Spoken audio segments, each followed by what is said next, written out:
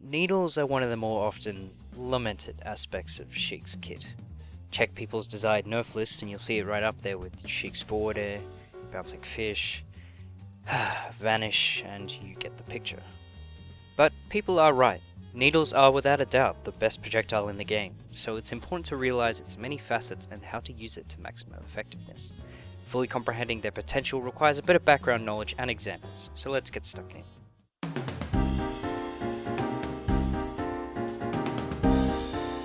Projectiles have been a staple of fighting games since close to their inception. Having a ranged tool in a game where close quarters combat is the most prevalent method of interaction is an obvious advantage. Projectiles are much more than just a method of dealing damage from a distance, however. Probably the primary use of projectiles at a higher level is option limitation. Fighting games are very option-oriented games. Options are simply the things you can do with your character, where having more gives you a great amount of things to do in response to your opponent. One of the main reasons why people consider Sheik to be the best in Smash 4 is because she has the most amount of options in the game. She has auto-cancelling aerials, she can crawl, has a good projectile, a versatile flip kick, and invincible recovery, the list goes on. Charizard is an example of a character with very few options. He lacks a decent projectile, has slow movement speed, a predictable recovery.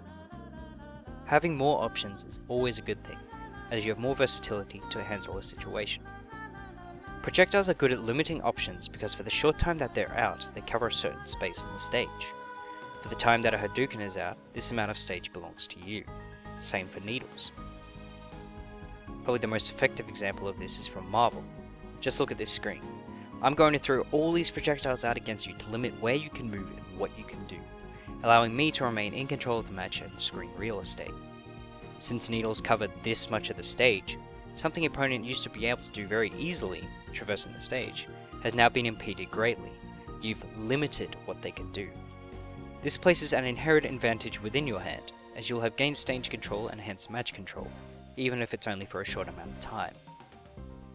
Being such a great projectile, needles also act as a magnet, forcing your opponent to approach you, especially if they don't have a projectile, as you can sit safely and throw these things at them while they have to find a countermeasure. And this is where things get interesting.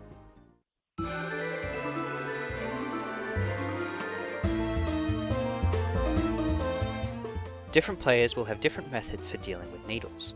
They can run into shield, jump over them, or have a character-specific method for counteracting them. This brings in another main use of projectiles, and that is identification. Observing your opponent's methods of dealing with needles will give you hints into their playstyle, skill level, and preferred defenses. A player that running shields them in neutral may like to shield or get up and under pressure as well.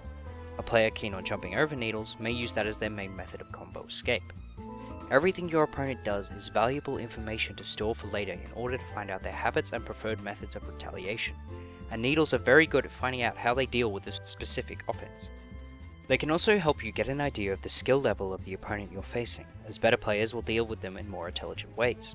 Johnny Kim, a melee Falcon player that goes by the tag S2J, has stated that one of the main things he does at the beginning of a match when fighting someone he doesn't know is to observe and gauge their skill level. Now, this can be done through many methods, but using needles is a very safe and reliable method of doing so. At the beginning of a match, a newer player may just shield them all day, letting you run up and grab them. A better player may do the same, but spot dodge at the last second. Even if you take a punish for this, just seconds into the match you have gained information on the approximate skill level of your opponent.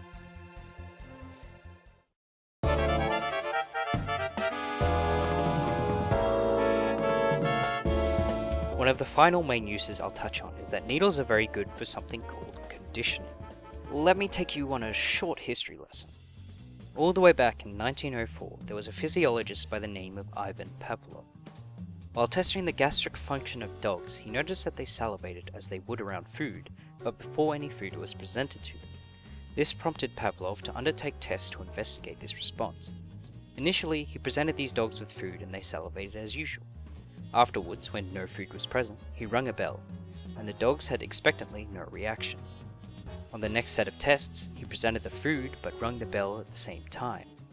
After several of these tests, he began just ringing the bell. Lo and behold, the dogs salivated at the sound of the bell, even though no food was presented. This formed the basis of classical conditioning. The dogs had been conditioned to expect food at the sound of the bell, meaning their salivary response would activate at the sound, regardless of whether there was food or not. Through continued association, one stimulus is able to prompt the response of another. Even though this tangent seems to be entirely unrelated to Smash, conditioning is actually a huge part of any fighting game. Just say I needle my opponent the past 2 times we've been in neutral, and they shield my needles. On the 3rd time, I needle fidget instead of just releasing them, but my opponent will most likely shield anyway. They've associated this neutral standing with being hit by a projectile, and so will most likely shield regardless of which option I choose. I can anticipate this conditioning and simply needle fidget and run and grab, with little worry of reactionary retaliation. This is a step towards controlling your opponent and getting a grasp on how to read others. The rabbit hole in all these things goes much deeper than this. This video is more of an introduction to developing a more extensive approach to using needles as a method towards defeating your opponent.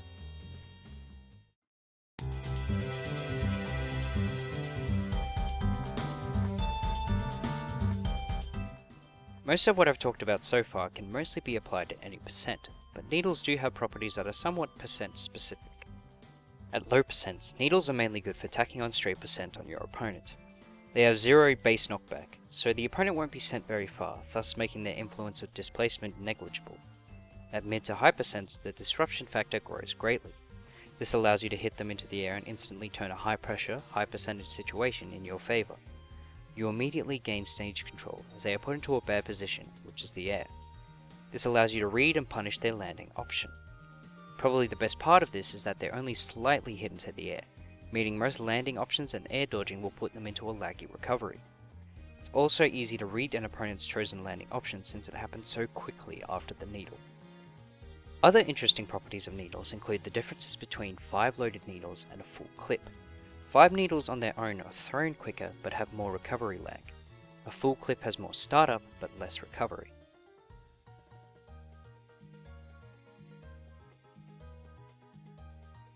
This is good for mixing up your needle throw timing, kind of like different speed fireballs in Street Fighter. A full clip of needles is also able to cover every ledge get up option except jump.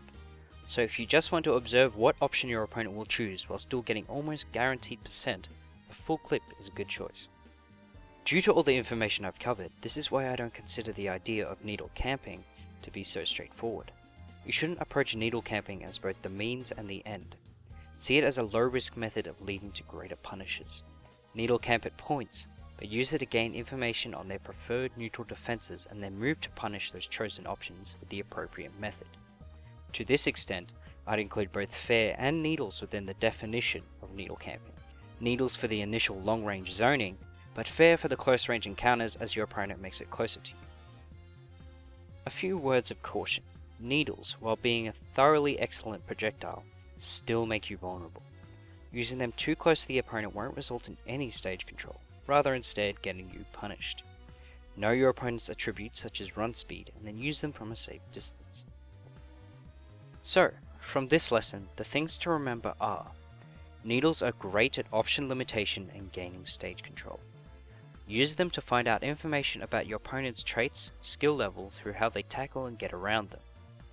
Condition your opponent through increased exposure to needles to gain punishes. Needles give free damage at low percents and disrupt greatly at high percentages. Big shout out again to my friend Absol for helping me out with finalizing all this information. Hopefully this video was helpful to you. Feel free to ask any questions. Thanks for watching.